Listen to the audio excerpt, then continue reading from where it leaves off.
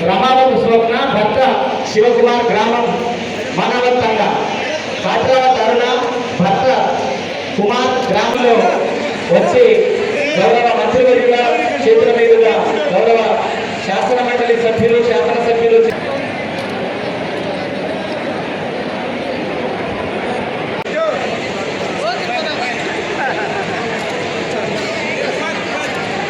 కేతావత్ రచిత కిషన్ గ్రామం కిష్టతండ ఈ జిల్లాలో మిగతా నియోజకవర్గాలతో సమానంగా అభివృద్ధి చేసేటువంటి బాధ్యత మాదని చెప్పి మరొకసారి మీకు ఈ సందర్భంగా అందజేస్తూ మరి ఇటువంటి కార్యక్రమాలన్నీ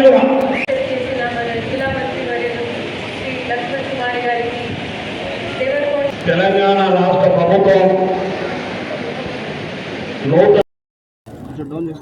నల్గొండ జిల్లా ఇన్ఛార్జ్ మినిస్టర్గా మొదటిసారి పేదవాళ్ళకు సంబంధించిన ప్రజలకు సంబంధించిన సంక్షేమ కార్యక్రమం 10 సంవత్సరాలకెళ్ళి గత ప్రభుత్వంలో ఉన్నటువంటి ప్రభుత్వ పెద్దల దగ్గరికి ఒక మధ్యతరగతి ఒక పేద ప్రజలు పోయి ఒక రేషన్ కార్డు కావాలని ఒక దరఖాస్తు ఇస్తే ఏ రోజు పట్టించుకున్న పాపాన పోలే ప్రజాపాలన ఇందిరమ్మ రాజ్యం లోపల గౌరవ ముఖ్యమంత్రి గారు పెద్ద రేవంత్ రెడ్డి గారి నేతృత్వంలో ఈ జిల్లాకు సంబంధించిన మంత్రివర్యులు సివిల్ శాఖ మంత్రులు ఉత్తమ్ కుమార్ రెడ్డి గారు మంత్రివర్యులు, అదేవిధంగా మరొక మంత్రివర్యులు కోమటిరెడ్డి వెంకటరెడ్డి గారు, గౌరవ శాసనసభ్యులు మా మిత్రులు మొదటి నుంచి నాకు ఒక దళిత వర్గ శాసనసభ్యుడిగా గతంలో విప్పుగా ఇప్పుడు మంత్రిగా ఉన్నటువంటి సందర్భంలో అనేక సందర్భంలో నాకు సపోర్ట్గా అండగా ఉన్నటువంటి మా బాలు నాయక్ సొంత తమ్ముళ్ళలాగా మరి ఈరోజు ఈ యొక్క మంచి కార్యక్రమంలో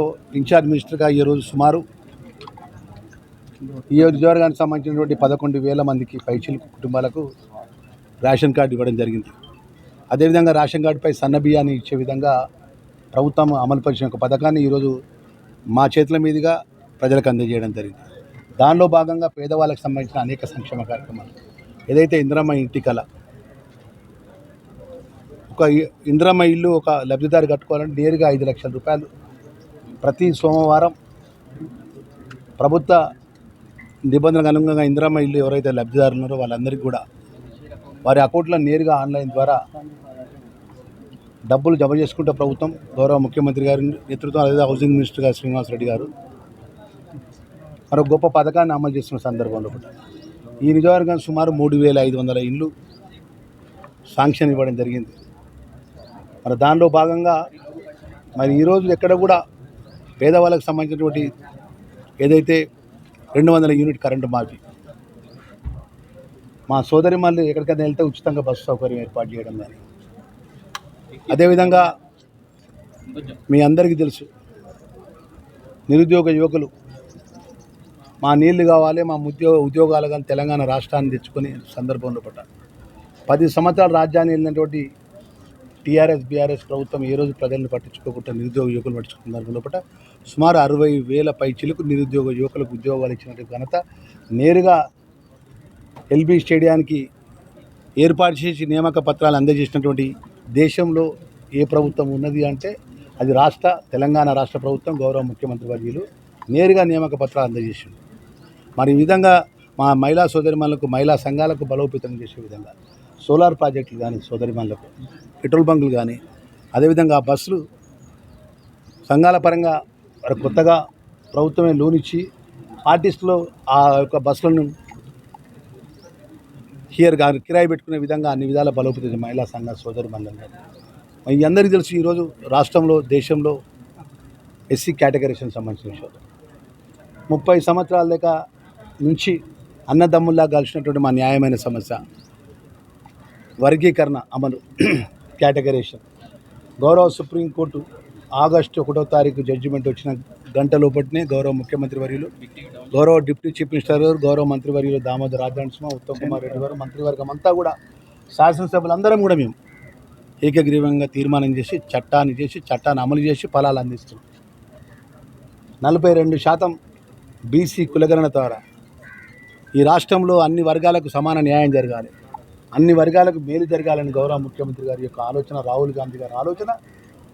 ఎస్సీ, ఎస్టీ, బీసీ, మైనార్టీ వర్గాలకు, అల్పసంఖ్య వర్గాలకు మేలు జరగాలనే గొప్ప కార్యక్రమాన్ని అమలు చేస్తున్న ప్రభుత్వం ఈ దేశంలో ఉన్నది ఏ ప్రభుత్వం అంటే తెలంగాణ ప్రభుత్వం. గౌరవ ముఖ్యమంత్రి గారి యొక్క నేతృత్వం లోపల జరుగుతున్నటువంటి మా బాలునాయక్ గారి నేతృత్వం లోపల, రేవంత్ రెడ్డి గారి నేతృత్వం లోపల పేదవాళ్ళు ఎవరుంటే వారికి ఇన్ఛార్జ్ మినిస్టర్గా చెప్తున్నాను, తప్పకుండా ప్రతి పేదవాళ్ళకి ఇందిరా మిల్లు కట్టించే బాధ్యత ప్రభుత్వానికి మాది అని చెప్తున్నాను. ఏ ఒక్క పేదవాన్ని మేము విస్మరించాం. దశల వారీగా ఇస్తాం. ఇవాళ కొంత ఫస్ట్ ఫేజ్లో ఇస్తాం, సెకండ్ ఫేజ్లో ఇస్తాం, థర్డ్ ఫేజ్లో ఇస్తాం. అవసరం అనుకుంటే వేరే నియోజకవర్గం లోపల ఇందిరమ్మ ఇల్లు లోపల మిగిలిపోయిన ఇల్లు కూడా మా నల్గొండ జిల్లాకు ముఖ్యమంత్రి అనుమతితో ఇక్కడ తీసుకొచ్చి రిక్వెస్ట్ చేస్తాం. కేటీఆర్, హరీష్ రావు ఏది పడితే అదే మాట్లాడతాను. ప్రభుత్వంలో వాళ్ళే ఉన్నారు 10 సంవత్సరాలు. దేశంలో ప్రభుత్వంలో ఉన్న భారతీయ జనతా పార్టీ కూడా వాళ్ళ DNA అంటే వాళ్ళ అనుబంధం. కేంద్రంలో ఏ చట్టమైనా కూడా వీళ్ళు, పార్లమెంట్లో ఏ చట్టమైనా కూడా ఈ టీఆర్ఎస్ పార్టీ ఎంపీలు వాళ్ళకు అండగా ఉన్నారు. మొన్న జరిగినటువంటి ఏదైతే కాళేశ్వరం ఏదైతే పెద్ద ఎత్తున ఆ డ్యామ్ కూలిపోయినటువంటి విషయం లోపల మాపై ఆరోపణలు చేస్తుంది కేటీఆర్ మాపై ఆలోచించుకొని దీపం కింద ఎట్లయితే చీకటి ఉంటుందో ఫస్ట్ ఆయన ఇల్లు ఆయనకున్న హరీష్ రావు చూసుకోమని. మరి ఆయన ఆ గతంలో ఇరిగేషన్ మంత్రిగా పనిచేసిండు, మరి ఆయన గిట్ట బాంబులు పెట్టించిండు, ఒకసారి తేల్చుకోమని. ఫస్ట్ ఆయన ఏంటంటే దీపం కింద చీకటి అని ఉంటుంది చూసినావా అన్న, నీకు తెలుసు మీ అందరూ, మనంతా తెలంగాణ బిడ్డలం, తెలంగాణ రక్తం మీద భూమి మీద వచ్చినాం మనం.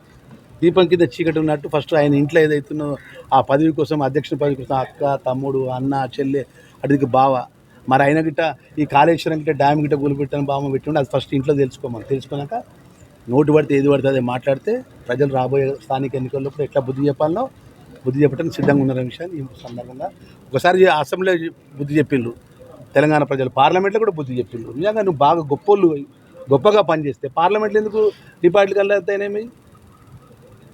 ఎందుకు మధ్యలోనే మీరు చేతులు ఎత్తేసి మాకొద్దు, మాకు ఓటు వేయకపోయినా పర్లేదు, పూకేమని మీరే కదా అన్నది ప్రతి నియోజకవర్గంలో. ఇవాళ మీరు మాట్లాడితే అటాలం పటాలం ముచ్చట్లు మాట్లాడితే ప్రజలు మా పరిస్థితి లేదు. తెలంగాణ ప్రజలకు అన్నీ తెలుసు. 100% ఇందిరమ్మ రాజ్యం లోపల, ప్రజాపాలన లోపల, గౌరవ ముఖ్యమంత్రి రేవంత్ రెడ్డి గారి నేతృత్వం లోపల రాహుల్ గాంధీ, మల్లికార్జున ఖార్గే ఆలోచనను అమలు పరుస్తున్నటువంటి సందర్భంలో ఎస్సీ కేటగరేషన్ కానీ, బీసీ కులగణన విషయంలో కానీ, సంక్షేమ కార్యక్రమాల విషయంలో కానీ, రైతులకు మేలు చేసే కార్యక్రమాల విషయంలో కానీ 100% అమలు పరుస్తామనే విషయాన్ని ఈ సందర్భంగా మనవి చేస్తున్నాం.